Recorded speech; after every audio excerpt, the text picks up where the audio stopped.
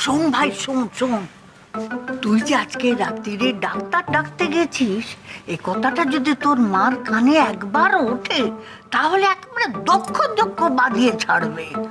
আজকে কাল রাত্রে তো তোর বাইরে বেরোনো নিষেধ। ঠাম্মি, তুমি এ কথা বলছো? ওর পায়ের যা ব্যথা, ও মাটিতে পা ফেলতে পারছে না। এখন ট্রিটমেন্টটা জরুরি না তোমাদের এই নিয়ম কানুন? জানি বাবা, জানি পাটা সারানো জরুরি, আর সেই ব্যবস্থা করার জন্য তো আমি এখানে এসেছি। তার জন্য ডাক্তারের কাছে গিয়ে ট্রিটমেন্ট করাতে হবে, নাহলে সারবে কি করে?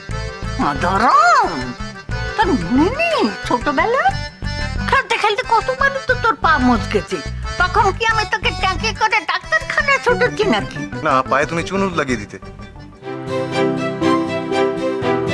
ইয়েস, চুন হলুদের ব্যাপারটা তো আমার মাথায় আসেনি এতক্ষণ।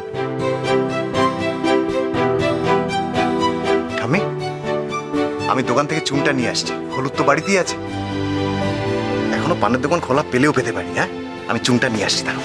আরে দাঁড়া দাঁড়া, পানের দোকান খোলা পাবি কিন্তু চুন পাবি না, কারণ রাত্রিরে ওরা চুন বিক্রি করে না। তাহলে কি হবে? উপায় উপায় একটা আছে, শোন।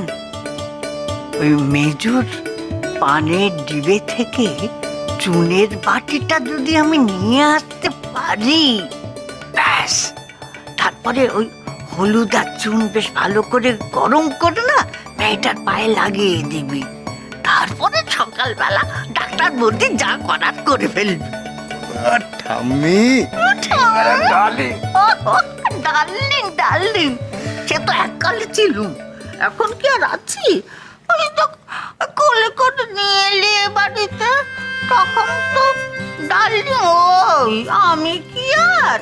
ঠাম্মি, তুমি না জাতা।